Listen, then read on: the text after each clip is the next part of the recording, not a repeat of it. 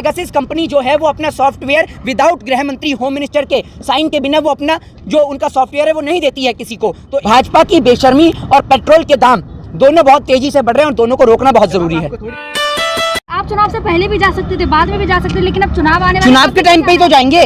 चुनाव के टाइम पे राजनीतिक रूप नहीं, ये चुनाव के टाइम पर इसलिए जाएंगे ताकि सरकार को भी तो पता चले कि यहाँ पर कोई बैठा हुआ भी है। सरकार ने तो बिल्कुल अंधी सरकार हो गई है, बिल्कुल ऐसा कर दिया, किसानों को अदृश्य कर दिया है कि जैसे मिस्टर इंडिया का चश्मा इनके पास लगा हुआ है कि जब तक लाल कलर का गॉगल्स नहीं पहनेंगे इनको दिखाई नहीं देंगे किसान। तो किसान को अपना रूप दिखाना पड़ेगा इन्हें।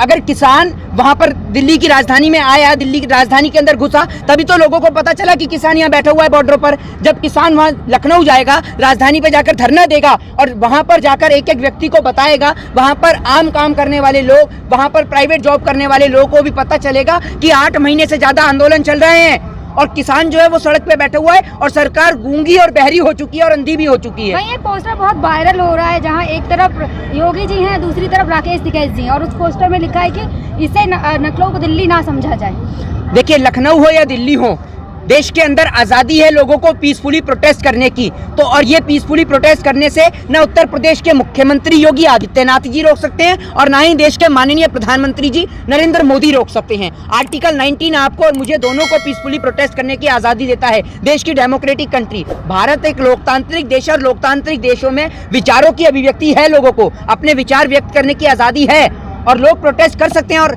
चाहे वो लखनऊ हो, यूपी हो, चाहे दिल्ली हो, चाहे वो कोई भी कोना हो। और आप यहाँ पर खड़ी हुई है, ये क्या यूपी में नहीं लगता गाजीपुर? ये भी तो यूपी में है।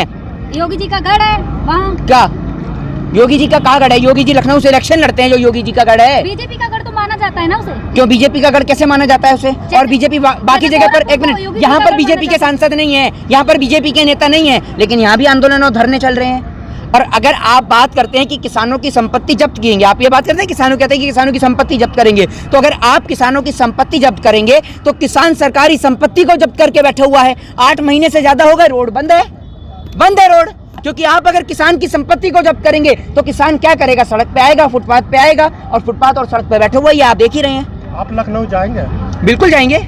आप रोकेंगे? उतारा जाएगा। हाँ? बक्कल उतारा जाएगा। कौन उतारेगा हमारा बक्कल? बक्कल उतारने की बात कही गई। बक्कल उतारने की बात तो बहुत दूर की बात है। इस देश के अंदर आज़ादी है प्रोटेस्ट करने की। मैंने आपको पहले भी बोला और दोबारा भी बोलता हूं कि प्रोटेस्ट करने की आज़ादी है। और देखते हैं कि कौन किसानों का बक्कल उतारता है। और आप अगर किसान का बक्कल उतार देंगे तो आप भी भूख से मर जाएंगे, ये बात ध्यान रखिएगा। क्योंकि अगर किसान अनाज उगाना बंद कर देगा तो आपको पता चल जाएगी, आपके तिनका तिनके के लिए मोहताज हो जाएंगे, दाने दाने के लिए मोहताज हो जाएंगे। तो ये बात आप समझिए। अगर आपके नाम पर कोई संपत्ति है तो आप नहीं जाइएगा।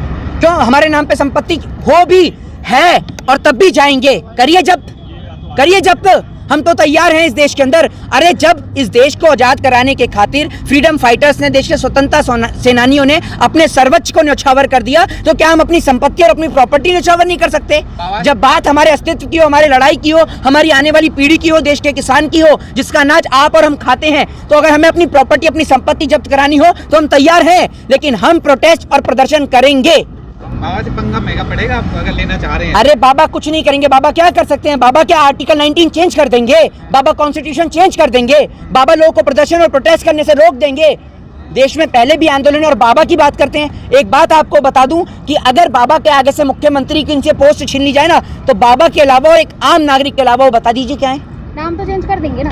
नहीं, बता दीजिए। अगर मुख्यमंत्री के पद से वो हट जाएं और एमएलसी बने थे पार्टी में और मुख्यमंत्री बनने के लिए देश की जनता पूर्ण बहुमत देती है, उत्तर प्रदेश की जनता ने बहुमत दिया, तभी वो मुख्यमंत्री बने, और आप उसी जनता को चैलेंज कर रहे हैं कि आप बैठ के दिखाइए, तो देश का किसान धरना देगा और जरूर देगा। लेकिन कानूनी कार्रवाई भी होगी, सहन करोगे फिर? कानूनन कार्रवाई क्या होगी? आजादी है प्रोटेस्ट करने की, आर्टिकल 19 के थ्रू क्या कानूनन कार्रवाई करेंगे? लेकिन उन्होंने कहा तो उनके खिलाफ कार्रवाई की जाएगी, उनकी संपत्ति जब्त की जाएगी। आप तन करने के लिए तैयार हैं? हाँ, हम तो कह रहे हैं कि हम तो संपत्ति जब्त करिए आप।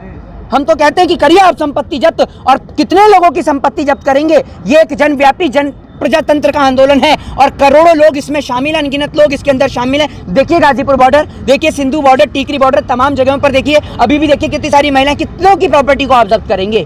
कितनों की को करेंगे? 1 की, 1000 की, 10,000 की, लाख की, 10 लाख की, करोड़ की, 10 करोड़ की? बताइए कितने करोड़ लोगों की आप प्रॉपर्टी को जब्त करेंगे? इस देश के अंदर एक तबका ऐसा भी है जो आज भी भूखे पेट रात को सोता है। भारत एक और जहां मंगलयान भेजने की बात चलती है इस देश के अंदर, आज भी लोग भूखे पेट सोने को मजबूर हैं, लेकिन उनके भूखे पेट के ऊपर कोई बात नहीं होती। सरकार के पास में 2016 के बाद किसानों की डेथ का, उनकी आत्महत्या का कोई आंकड़ा सरकार के पास रिकॉर्ड नहीं है, लेकिन सरकार के पास ये रिकॉर्ड पड़ा रहता है कि राहुल गांधी क्या कहते हैं, अखिलेश यादव क्या कहते हैं, मायावती क्या कहती हैं और तमाम विपक्षी बड़े बड़े नेता क्या कहते हैं। पूरे जासूसी कांड ये करवाने वाली सरकार जासूसी पे लाखों करोड़ों रुपया खर्च कर देगी तो देश के युवाओं के लिए क्या करेगी? आप बार बार फोन देख रहे हैं, आपके फोन में तो जासूसी नहीं हो रही है। किसमें? आपके फोन में। आपने अगर जासूसी की बात करी तो आप जानते हैं पेगासिस क्या है? पेगासिस कंपनी के बारे में आप क्या जानते हैं, जरा ये बताइए। मैं बता देता हूं आपको।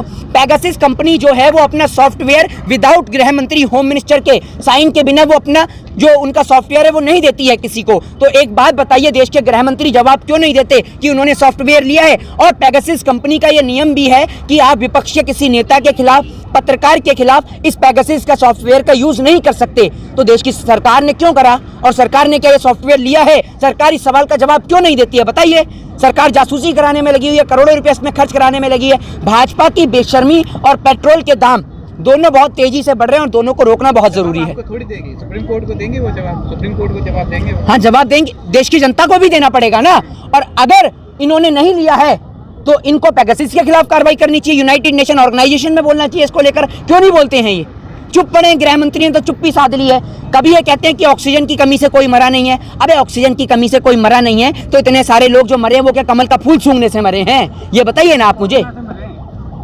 यही तो कहा जा रहा है। ये भारतीय जनता पार्टी सिर्फ हिंदू और मुस्लिम के नाम पे राजनीति करती है, बाकी ये इनके पास रोजगार को लेकर कोई इनके पास साधन नहीं है। इनों का सिर्फ एक ही एजेंडा है कि इधर जवानी में पेपर देंगे, जवानी में जॉब के लिए भर्ती निकलेंगी, ठीक है, आप जाकर उसको भरेंगे बुढ़ापे में और जॉब मिलेंगी आपको सीधा ऊपर जाकर। ये भारतीय जनता पार्टी का एजेंडा है, क्योंकि ये एजुकेशन को लेकर, अनएम्प्लॉयमेंट को लेकर और उसके बाद में हेल्थ को लेकर कोई बात ही नहीं करते हैं। इस देश में 8-8 महीने 4 लाख नौकरी दे तो दी है।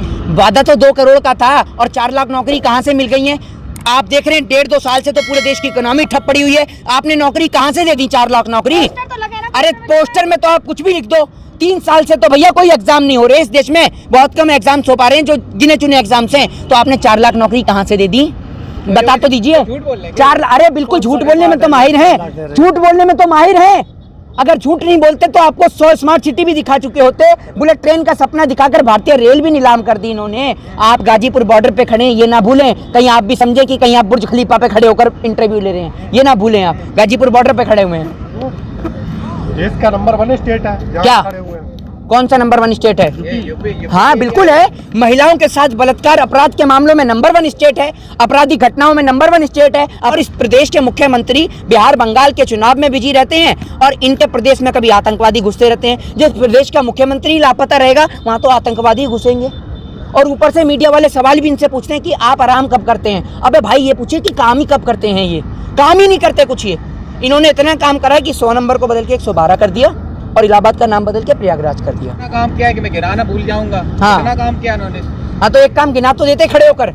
ये सारे ही काम भूल गए आप। कुछ कराओ तो गिना भी दिए। क्या गिनाया तो था उन्होंने? क्या गिनाया था बताइए? शौचालय गिनाए, इतने शौचालय यूपी के अंदर बनाए पूरे देश के, खासकर एक डाटा आपको बता देता हूँ। शौचालय की बात करिए, इस देश के अंदर 3000 से ज्यादा लोग भूख से मरते हैं, ठीक है। और आपको एक बात बता दूं कि इस देश के अंदर 3000 से ज्यादा लोग भूख से मरते हैं तो शौचालय बना दिया। खाने को रोटी नहीं है, 24 घंटे शौचालय में ही बैठे रहें क्या? आप बिना रोटी खाए आपको शौचालय में बिठा दूं क्या? ये बताइए, आप कैसी बात करते हैं? देश में लोगों के पेट में खाने को रोटी नहीं है। एक और आप भारत को विश्व गुरु बनाने की बात करते हैं। हंगर इंडेक्स को ले लीजिए, हंगर इंडेक्स में भारत कौन से नंबर पे आ गया पूरा देश जानता है। तो देश के लोगों से निवेदन है कि समझें, विचार विमर्श करें और सोचें। जय हिंद, जय भारत, वंदे मातरम।